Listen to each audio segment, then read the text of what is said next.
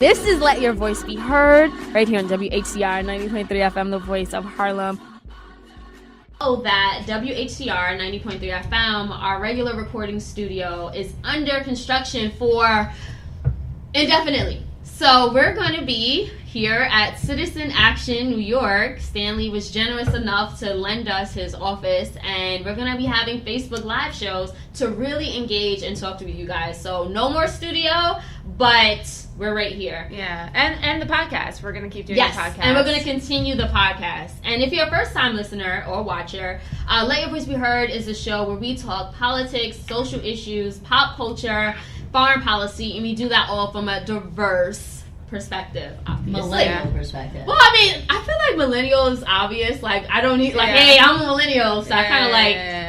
Yeah, so yeah, we're here. My name is Selena Hill, and you can follow me on Instagram and Twitter at Miss Selena Hill. And I also want to give a shout out to our new intern of Let Your Voice Be Heard, Dejanay Richardson. Hello. She's over there. She's gonna be. If you guys have any comments, she's gonna be monitoring those comments, talking to you guys, and we'll probably read some while we're doing this live show. But enough about me. Good morning, guys. Good morning. Good morning. This is a new adventure. Isn't this interesting? It is. Interesting is a good word. Well, why don't you Someone gave us a thumbs down. So you guys know, Nice. Because we care about the show and we care about our audience, we wanted to make sure we could still do the show, even if we didn't have a studio. That costs money. So what you see right here is pretty much a ragtag makeshift podcast studio with a mixer, a mic, one headphone, and Facebook Live. If you want to help us to like ramp up and get some better equipment, which will make for a better podcast, we'll have a GoFundMe page going up later today, and you can give. We need $400 for a 4-mic mixer and some better sound, and obviously we changed the new studio, so it costs money to commute, and we could really appreciate you guys' support. So stay tuned for those details. But until then, you got us on Facebook Live, and you still will have the podcast. Just know the sound will be a little bit off for a couple of weeks. And who are you? Oh, who the hell am I? So my name is Stanley Fritz, and you can find me on Twitter at Stan Fritz. You can find me on Facebook at, I don't know, I'm on Facebook now. You can find me on Instagram at Stan Fritz, and on Snapchat, Darkskin Swindle, but I don't even use that. I haven't used Snapchat in... Do you still use Snapchat? No, I stopped using Snapchat. You're all Instagram story? Yeah, I'm all day? into Instagram. Yeah, you are all Instagram story. Well, hi, I'm Jackie Cohen. I am political correspondent for Let Your Voice Be Heard. You can follow me on Twitter, on Instagram at Jackie Cohen. I spell it Jaquicohen. And this is my first show back in like 2 months because I was away getting married and on my honeymoon. So this is what a welcome. You haven't been to the studio since? No, because we didn't have a show last week. This is my first show back. You're trash. I know. This is what happens when you join The Handmaid's Tale. Yeah, right, You know, exactly. become Well, a we're all in woman. The Handmaid's Tale now. Oh, right, so. that's right, we are. Anyways, speaking of the law, I'm your political and legal correspondent. My name is Alyssa Fuchs. You can find me on Facebook at facebook.com/Alyssa Fuchs. That's Alyssa with an ILYSSA. FUCHS if you're nasty. Or on Twitter at Alyssa Fuchs, or of course on Instagram, Alyssa.Fuchs, because I got to mix it up and stuff. You can also leave a comment or a question on the Politically Preposterous fan page, and we'll also be taking comments and questions on Twitter and everywhere else you can find us. So keep tuning in. Make sure you let us know what you think about this crazy Kavanaugh mess that we are in now, because we're in it. And Yes. I mean, I'm excited for today's show. Yeah, we have a lot to talk about. There's been at least 5 million news stories and things that happened in the past week that we're going to talk about during the news roundup. And then, as Alyssa just alluded, we're going to spend a substantive amount of time unpacking what happened with Brett Kavanaugh, who was just confirmed last night, literally 12, 14, 16 hours ago. So it hasn't even been a full 24 hours. And we have a new Supreme Court Justice, Brett Kavanaugh, who is just as atrocious as we knew he would be. Yeah. So we're going to talk about that, but how about we kick things off with the news roundup? I mean, there's been plenty to talk about. Can we talk about something not devastating? I don't know if there was any news. My news roundup stories are pretty devastating, so let's not start with you then. Why don't we start it with the officer who got convicted for once in Chicago of killing a young black man, Laquan McDonald. and they actually got a conviction for murder. And, people are pretty happy about that because a lot of times that doesn't happen, as we know. Why, in your opinion, is this the one, right? Like, why so often do officers not get convicted for, even on tape, when they kill an unarmed person? So often they don't get convicted because of, a variety of different reasons. One, the prosecutor controls the grand jury process. So, like, for example, in the Eric Garner case, the prosecutor was Dan Donovan. He controlled what evidence he puts in the grand jury and what evidence he doesn't. And, the common logic is the grand jury would indict a ham sandwich. So if the grand jury is not doing that, you can usually say, like, what evidence did not make it in the grand jury? Obviously, sometimes there's events on video, but then the officer says, like, oh, I was, like, scared for my life. I thought the person had a weapon, and a jury buys it. Jury selection is really important. The composition of the jury. If you have a predominantly white, middle-class, suburban jury, you're probably not going to get the kind of outcome you're going to get if you have a jury made up of people that are more, in tune to police misconduct issues. So there's a variety of different reasons. That said, and I wanted this to be a happy story. I'm not sure if that conviction's going to stick. I mean, they're already talking about an appeal, and there's a possibility that conviction could get overturned. You know what's ridiculous about this case? He shot him 16 times. Like, Laquan was not doing anything. Laquan was standing several feet away from him, not being threatening. And in the original report, they said that Laquan lunged at the cop and he had a knife in his hand, and that after they shot him, he got back up. And then when you watch the video, you'll see Laquan is doing none of those things, and the guy shoots him with an automatic rifle 16 times, and he still might walk after the appeal. Yeah, and he was basically saying things like, well, the cameras don't show things from my perspective. Yeah, and if it wasn't for those cameras, but they don't. I think he initially lied and said that Laquan McDonald lunged at him with a knife. And it's like, so that did not happen. So thank God for the cameras. And, a fun fact, so the chief of police at the time, he was fired from the police force by Rahm Emanuel, who was a trash mayor, and I'm glad he's not running again. That former chief, is running for mayor in Chicago on that platform.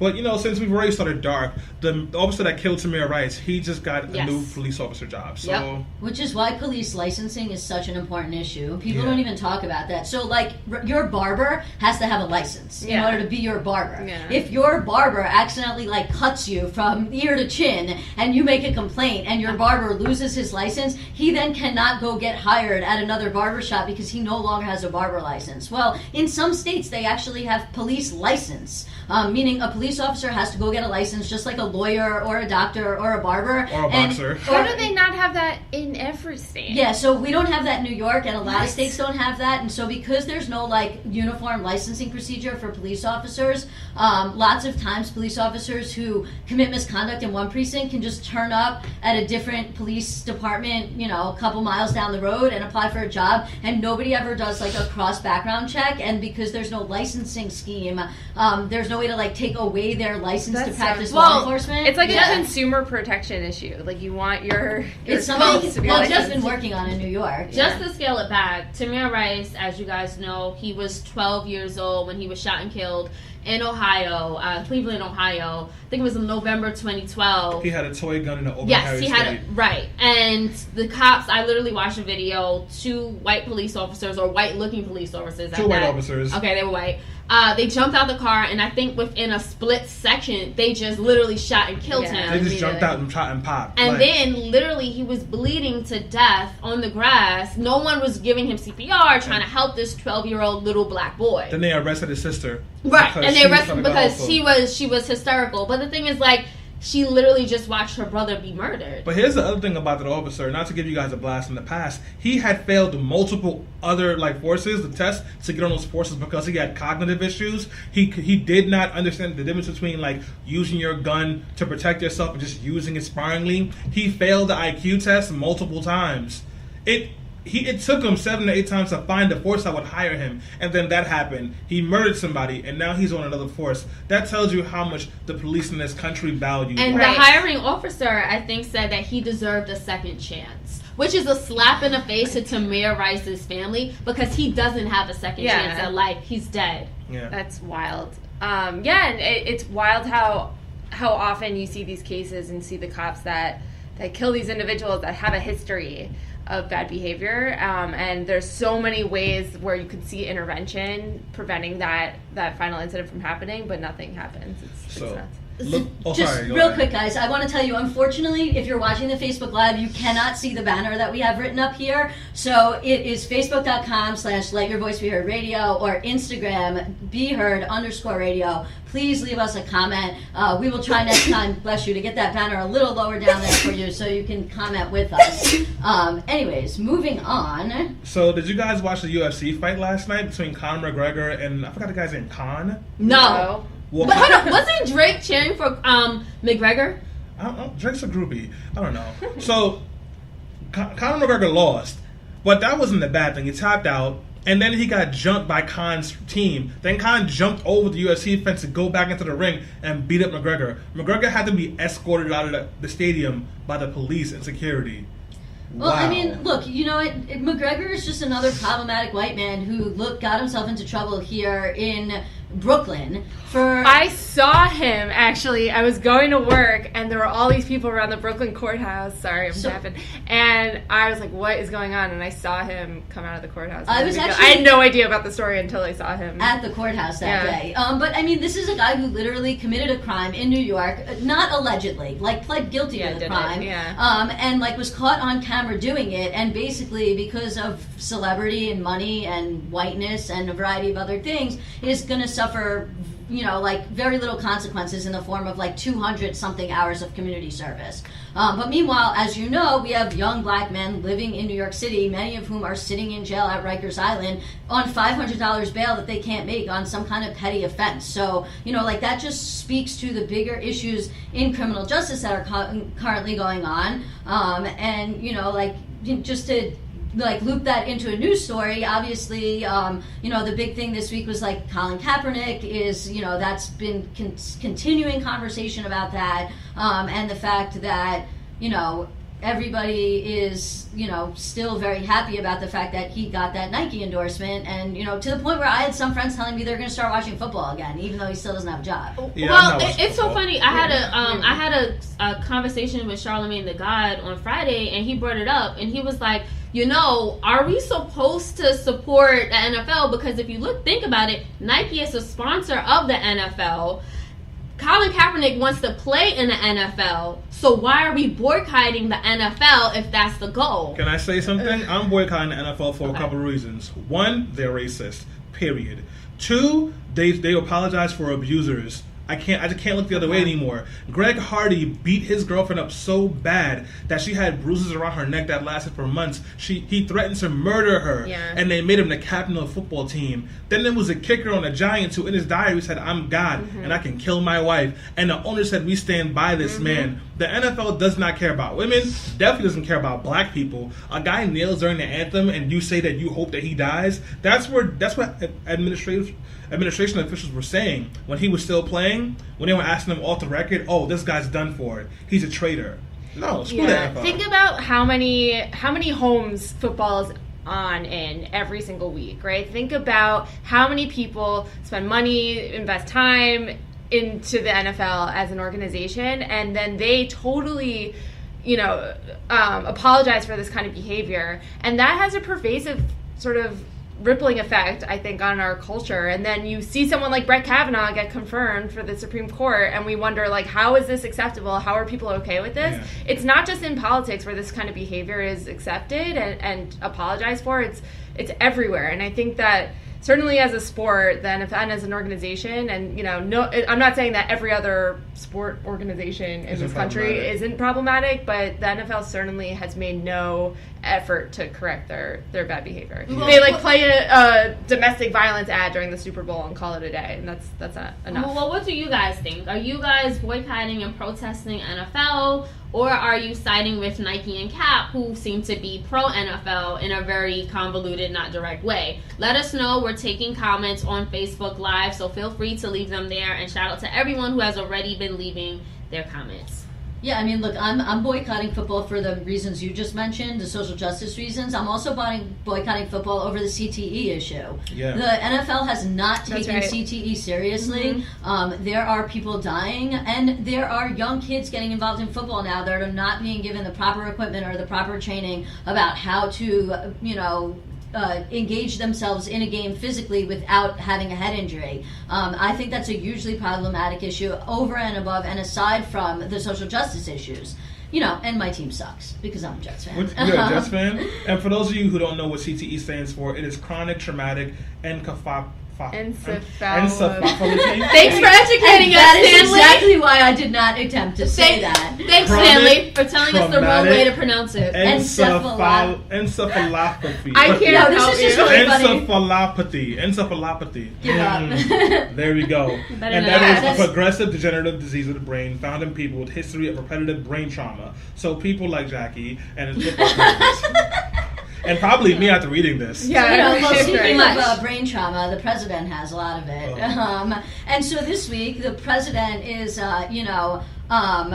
basically gaslighting everybody again by, holding rallies where he's talking about crowd size and saying that the number of people that were down in D.C. this week and the crowd size were small. So I tweeted back to him, it's not the size of the crowd, it's the motion of the ocean. Okay. And the blue wave is a-coming. Yeah. Oh, nice. That was a good response. Doesn't feel like it right now with the way they're winning. Yeah, right. So Albert Kavanaugh actually chimed in about Kavanaugh, which we're going to get into deep discussion about in a few more minutes. And he said, what did you think about this? I posted that Senator Collins was a coward for not voting and I guess purposely played it safe so she doesn't offend anyone of her supporters or future supporters.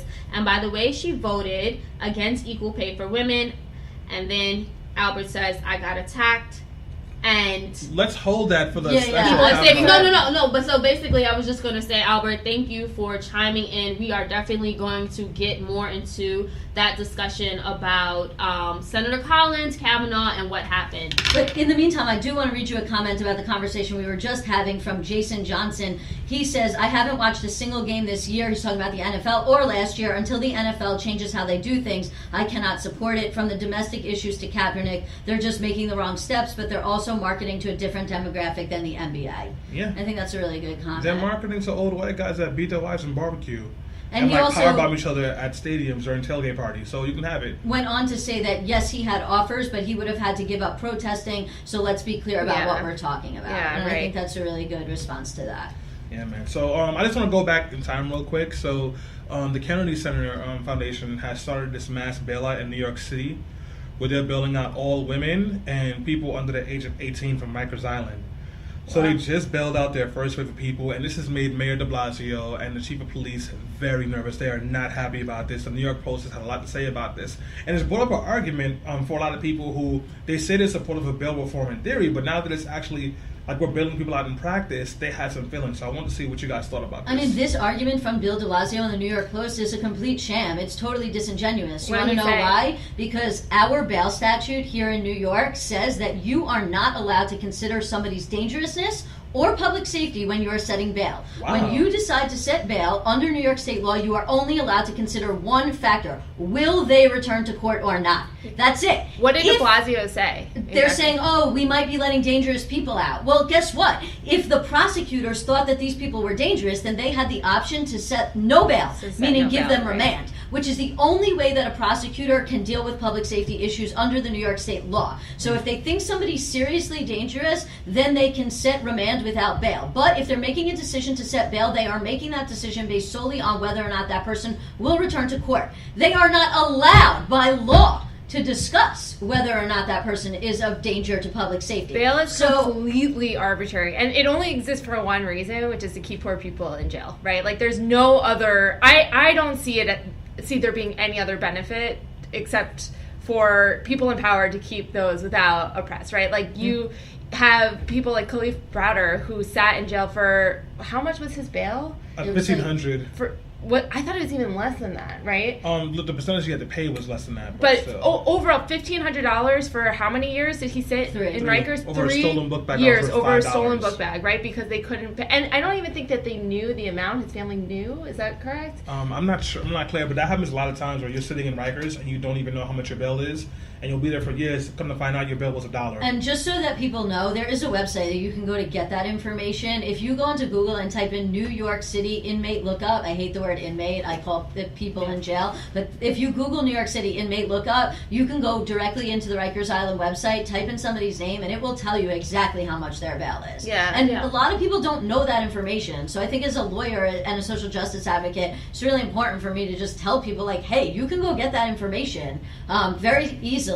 People who are in prison can't get that information because they don't have access to the internet. But as a family or friend on the outside, you can totally get access to that information. Right. Yeah, absolutely. So I did want to switch gears a little bit. So we all know what's happening with the whole Kavanaugh saga, and we're going to talk about that a little later. So Melania Trump, who has become infamous for wearing the most inappropriate outfits during any type of political firestorm. We remember when she visited the children who were brought to this country by their parents who were immigrants. She wore a shirt, like a jacket that said, "I don't really care, do you?" So last week, she decided to go to Africa and wear a controversial colonial type outfit. So like, she literally was in Kenya dressed in what's called a pith helmet, and it's reminiscent of the 19th century, what 19th century British officers wore. So basically, this hat that Melania Trump was wearing in Africa, it symbolizes oppression, imperialism, colonialism, because this is what the white officers were wearing when they colonized Africa. So literally, that's what she decided to wear a few days ago. Can we just file this under the headline, "Are you surprised?" Yeah, right. Yes, because it's why are you being surprised about these things? I'm not surprised. She's a problematic white woman. White people gonna white, like, you know. White people are gonna white.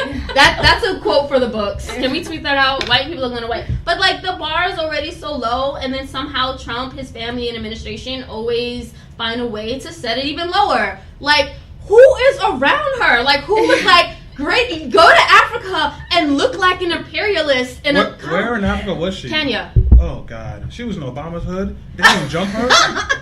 Obama, get your people. You want to send Treyway after her? I don't know. It looks ridiculous. So FYI, Melania, stop.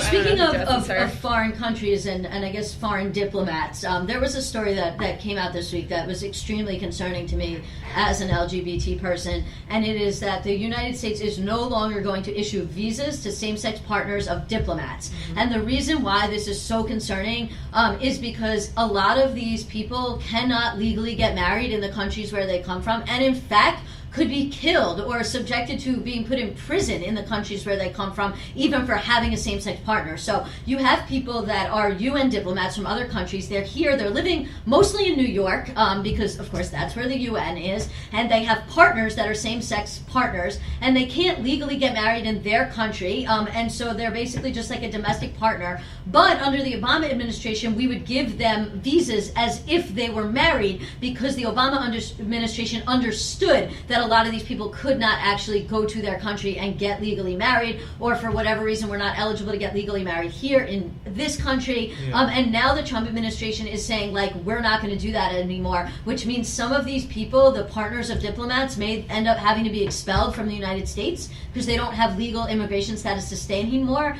and because they've been openly gay here in the United States, they could be deported back to their country, where they could be killed or jailed because of what they did here. So, I've spent a lot of this week crying, and I cried when I heard this news too. It's just absolutely terrible. This country is trash, guys. It really is. This country is really trash right now.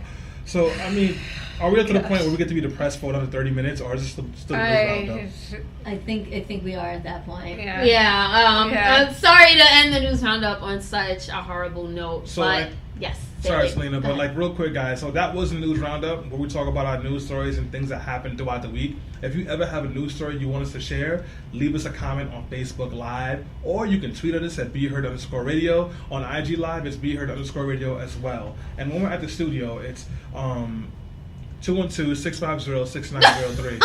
But like, write that down and use that in about 2 months. But if you want to call us, Stanley's number is 718. No. Actually, you can also call Selena at 1-800-223-9797.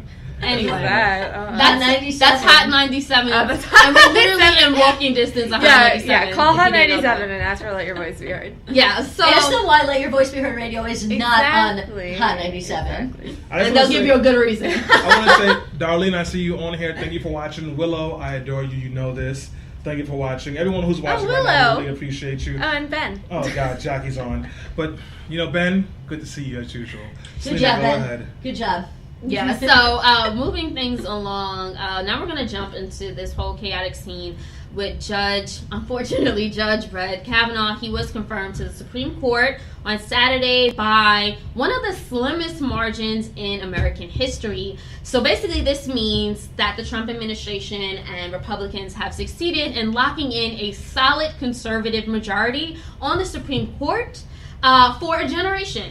This also means that the heated battle that was happening with Judge Kavanaugh over Me Too, he was accused of sexual assault, and we were hoping that the fact that he assaulted multiple women who were bold enough to speak out, we were hoping this would keep him from being approved to the Supreme Court, because obviously that says a lot about his character, but it didn't. So he has been announced. But I want to say, I want to also thank all the protesters, all the women, all the people who put their bodies on the line down to the last minute before Kavanaugh was confirmed. Because if you guys were watching live on C-SPAN or something, you heard those women screaming, shame, shame, shame. They were literally dragged out of the Senate floor because they kept going. We kept pushing. We did not want this man to be confirmed.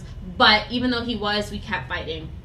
And now that he is on the Supreme Court, this probably will have sweeping consequences for women's reproductive rights, LGBTQ rights, and the scope of presidential power.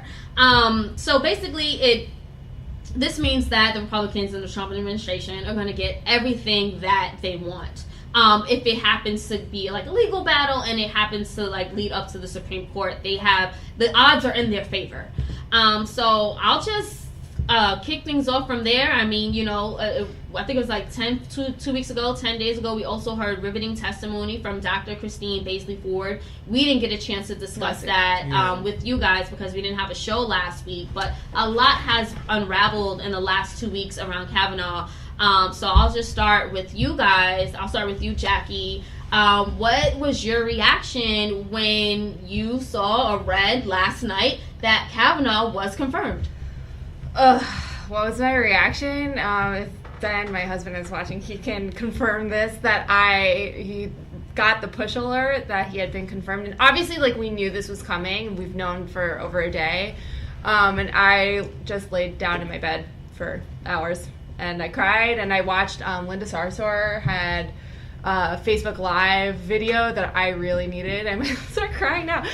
She had a great Facebook Live video where she was like, "Don't give up. I'm not giving up. I'm still doing this." And it was kind of what I needed to get out of bed and move on. But this has been so hard. This has been, it was like Trump winning all over again. But as a woman who's had an experience similar to Dr. Ford, right, as many, many women have had, it is so frustrating to know that how many decades after Anita Hill and the same, nothing changes, right? And I'm glad, you keep hearing these opinion polls about how, more people believe Dr. Ford than believed Anita Hill, and, things are changing, and sure, right? But in this moment, to me, it doesn't matter because he's still going to be on that court.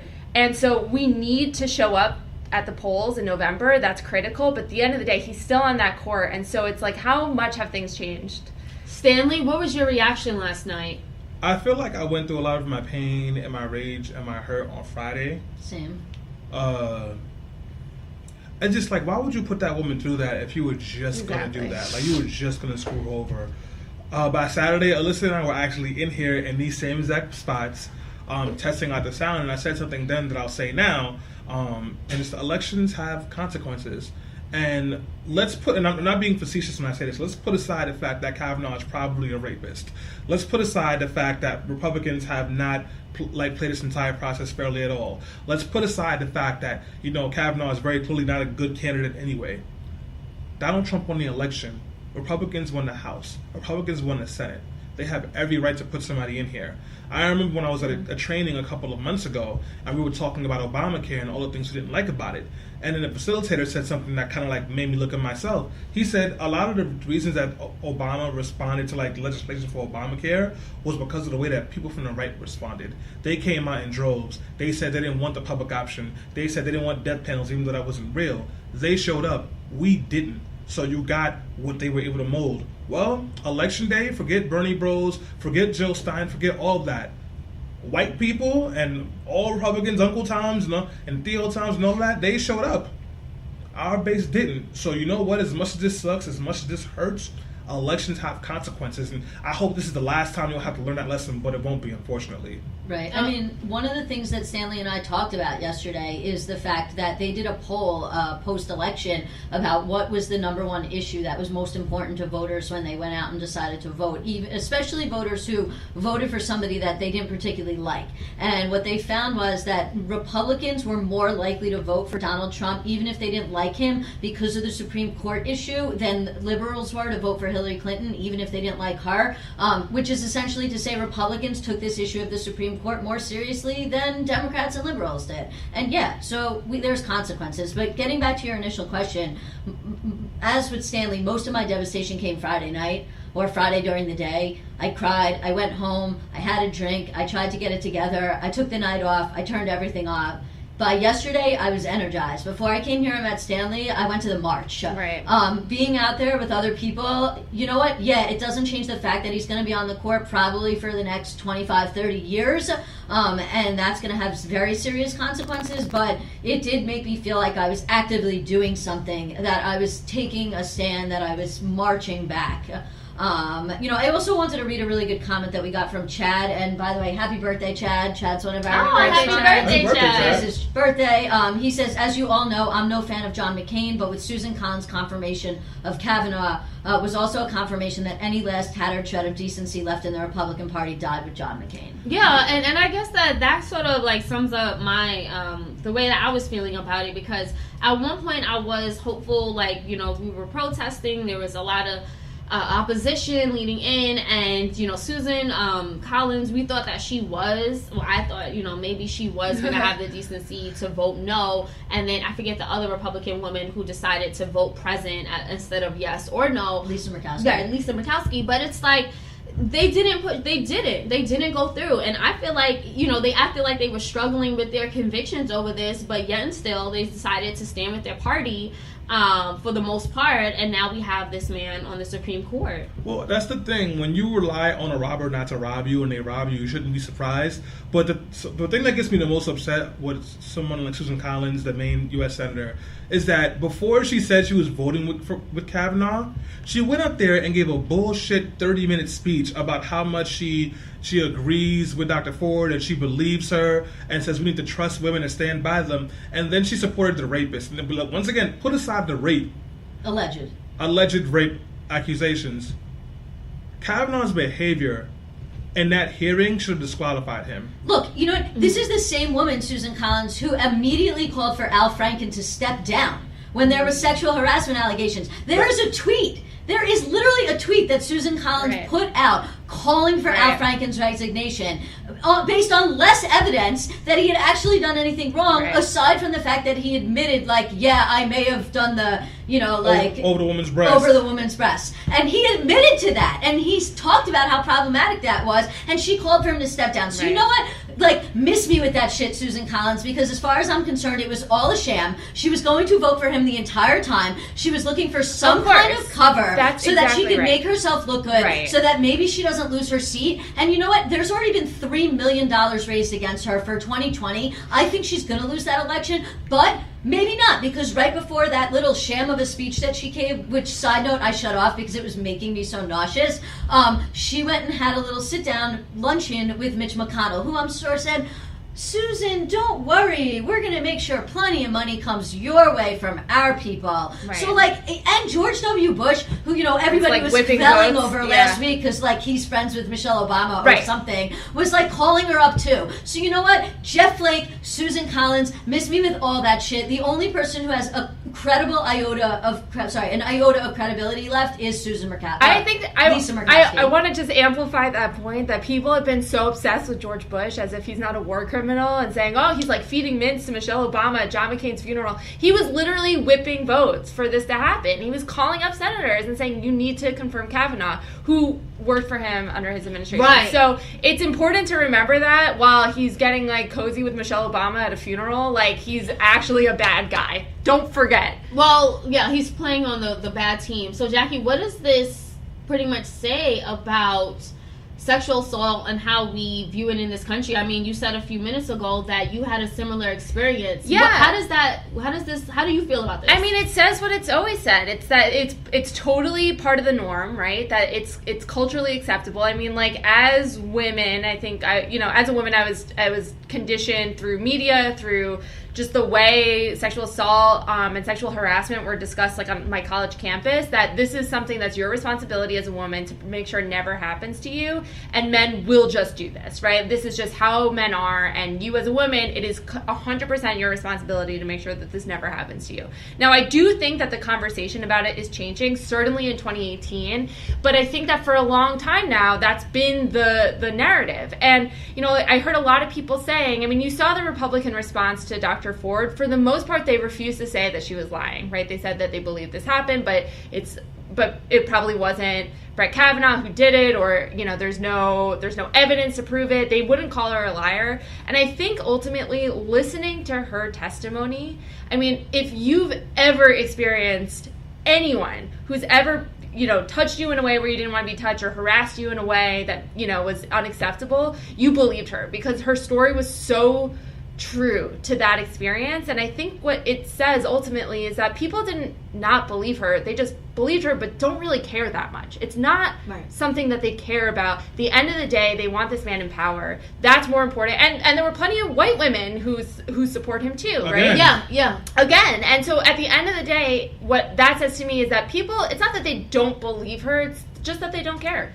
Yeah, and I would just add, because, as your point, you started off talking about, women who were especially white women who are coming out in support of Brett Kavanaugh. I don't know if you guys followed a hashtag, Beers for Brett, but if you go look at that hashtag, there's nothing but a lot of white women saying cheers to Brett. I'm so happy. Here's a beer for him, because during the testimony he was like, I really like beer.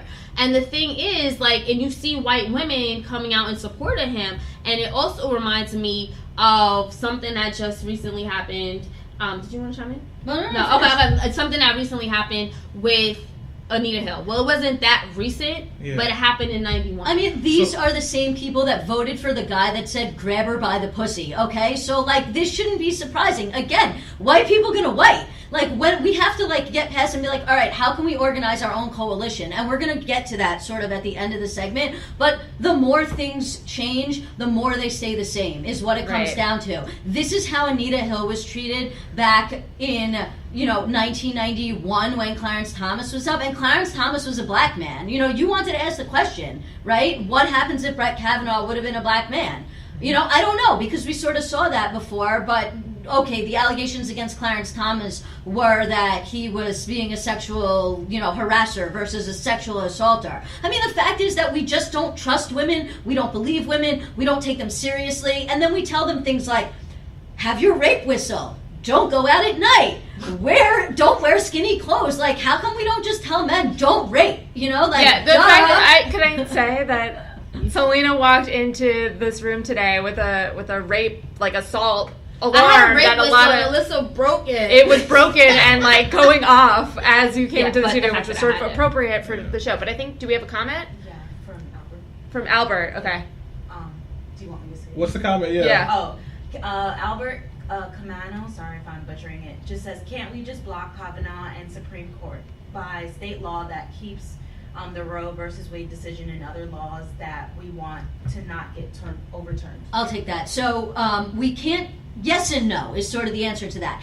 Each state could let's use Roe versus Wade as an example. Each state could protect Roe versus Wade by writing it into their own state constitution. There's a push in New York right now to do that very thing, which means even if the Supreme Court was to overturn Roe versus Wade at the federal level, the state constitution here in New York, which can provide greater protections to the citizens of the state, could protect that right. However, because we have a patchwork of states, 50 of them, remember, we have lots of states that not only would not write that kind of protection into their state constitution, but they want to make abortion illegal. And so, essentially that is the answer. Yes, some states could do that, but uniformly the only entity that can protect the right to choose as a blanket protection like it is now is the federal government. Well, Alyssa, we know that Kavanaugh is horrible. We know that he's probably going to overturn Roe versus Wade, or at least try to.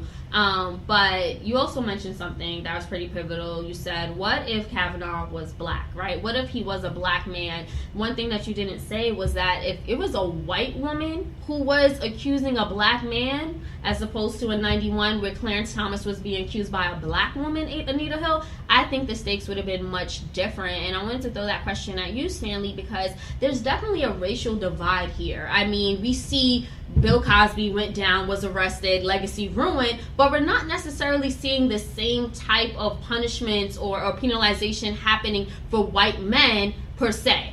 So a couple of things. Bill Cosby deserves to die in jail, in prison. Just first off, so we're all clear on that.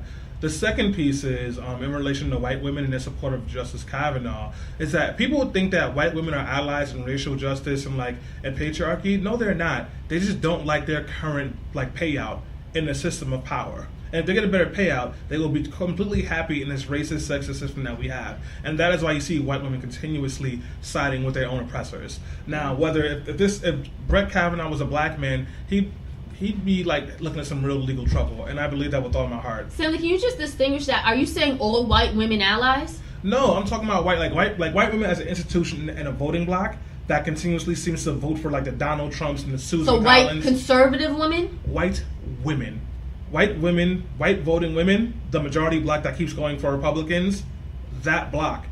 In general, they're not necessarily mad about racism, patriarchy, and sexism. They're mad about their payout. They benefit from this system as well. And that's why you'll see the majority of white women, even though sexism and patriarchy bothers them too, they're not really upset with everything. They want more money. They want a bigger cut. That's all that is. And that's why you'll see a white woman who is disgusted by Donald Trump, but knows that she will benefit from capitalism and knows that her money protects her. So if abortions are illegal, she can just go somewhere else and get them. This is only going to affect poor people. This is only going to affect black people. This is only going to affect Latin people. That's what it is.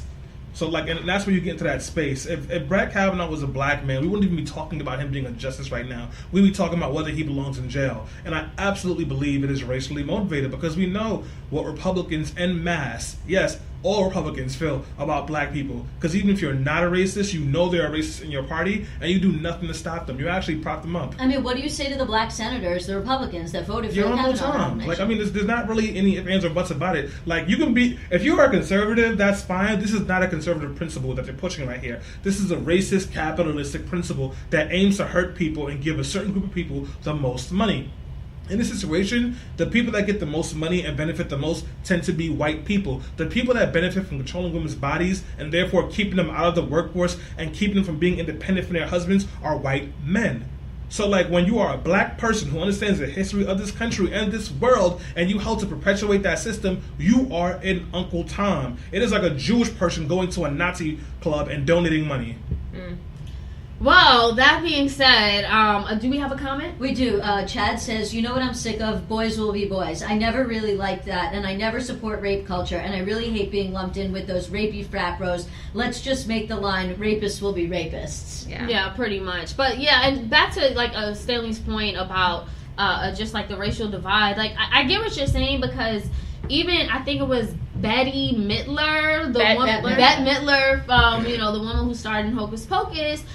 It seemed like she was trying to be an ally recently when she tweeted that white women are the N-word of the world. She was quoting John Lennon in a song, and she literally used that quote. And it's like, no, Bette Midler, that's not the case. You just erased the existence of black women, and to sort of, even how did you think it would be okay to say that? And to me, that is another example of white feminism going wrong. Now again, because it's like they don't really understand like the nuance to the N-word and black women and the oppression that black women have, individually. They think that it's like all women. I don't know. So, that didn't upset me as much as like other things, because it's just like very blatant white ignorance that, if she really wants to be an ally, you can sit with her and talk to her and explain to her why that was wrong, and we could be done with it. Whereas Melania Trump, a woman who came here illegally and got her papers illegally, is in the motherland right now, dressed like a Michael Jackson from Smooth Criminal or a colonizer, and is just like crapping all over the Constitution and all of our principles.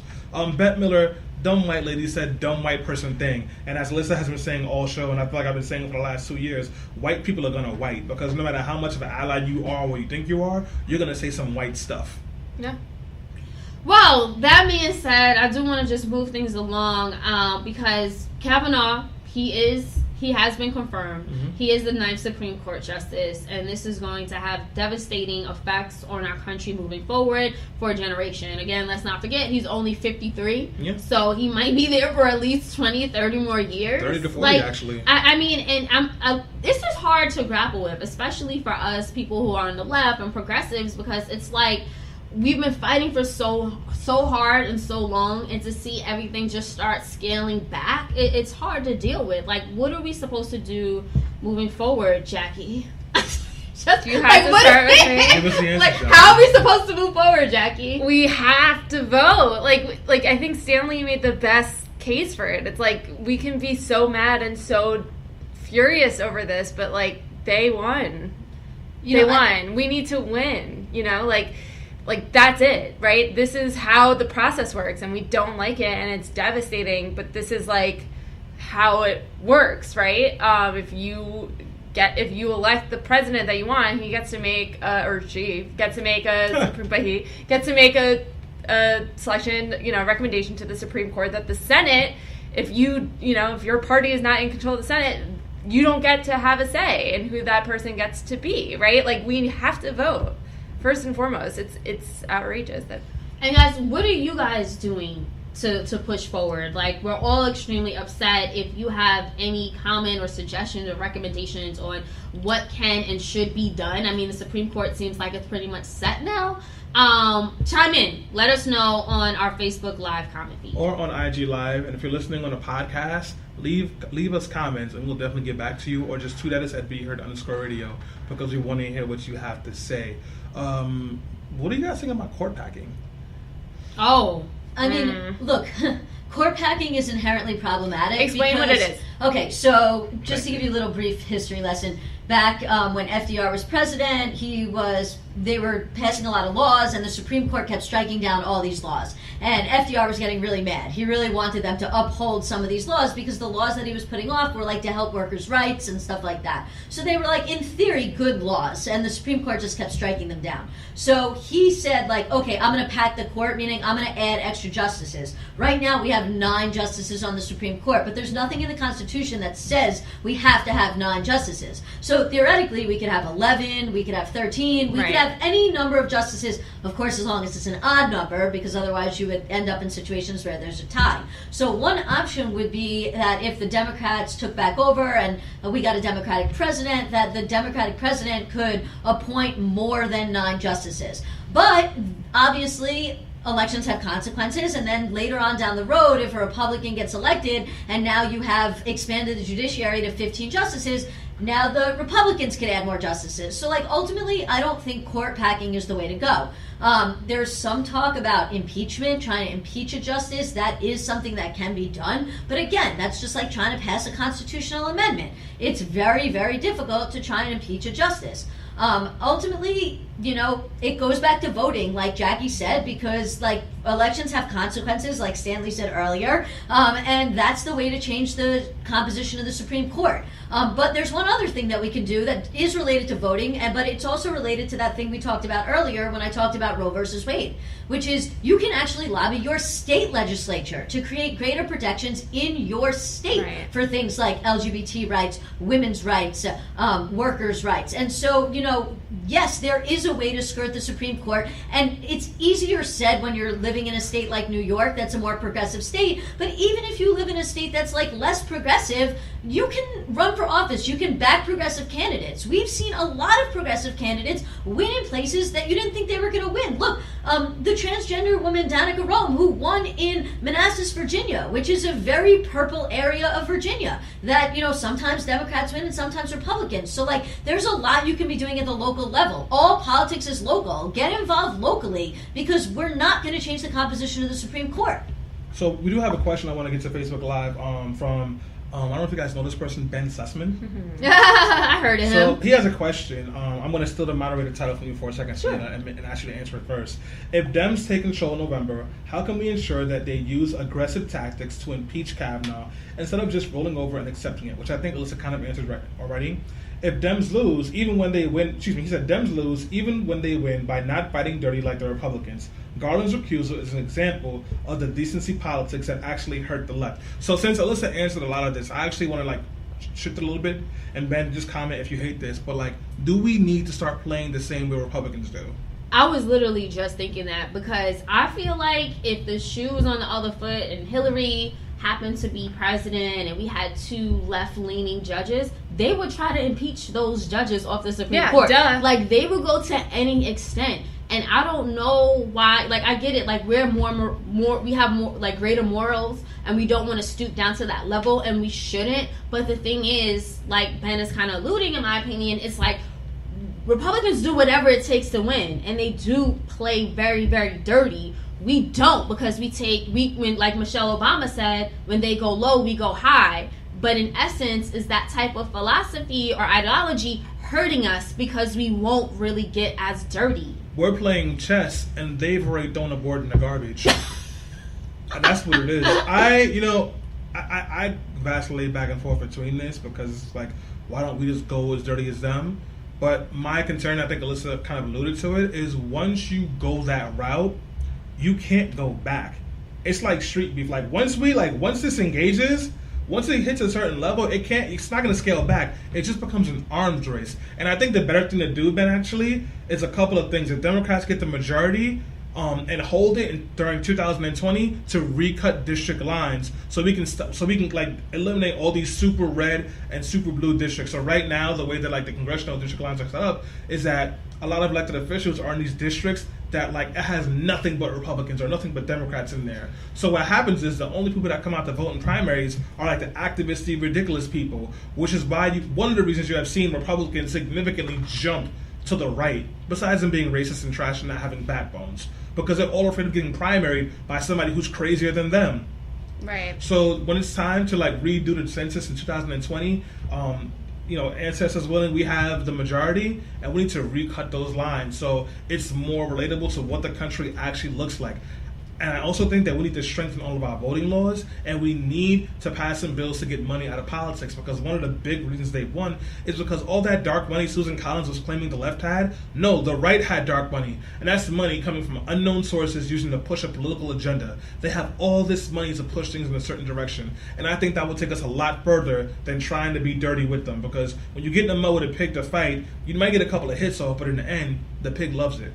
We're getting a comment from Quali Black, who says, quote, by any means necessary, respectability politics only gets you so far. And I think that's part of what a lot of the left is feeling these days, which is we tried to go high for so long, and we just kept getting shit kicked in our face, and now we're just not going to go high anymore. But again, that does have inherent problems too, because what ends up happening is we keep getting more divided and more divided and more divided, and the right keeps going further and further to the right, and the left keeps moving further to the left, and the farther we get away from each other, the less likely anything gets done. And that's not to say that sometimes it's good that the left pushes hard. You know, we've seen, like, for example, the left push Governor Cuomo into supporting legalized marijuana here in New York State, and that's a good thing. But at the end of the day, when you get to the far wings of extremist politics and you start to get too far away from some kind of central and bipartisan ground, then you're going to get in a situation where nothing's ever going to get done, because you're never, you know, you're just going to vacillate back and forth, and you're just going to keep going with these, you know, kind of extremist politics that we've basically seen has been going on since 2010. And look at what's really gotten done. Not that much. I mean, and when things have gotten done, it's because the right has won. And that's why they got their tax cuts. And that's why they got their 2 Supreme Court justices. And that's why they got Donald Trump, the pussy grabber, as the president. You know, so, like, I don't know. Maybe there is something to be said about Democrats pushing back a little harder and growing a little bit more of a backbone than they have now. Well, I will say, on a positive note, even though both sides in politics are extremely polarizing right now, the right party, the right wing, the Republican, that party is actually dying out.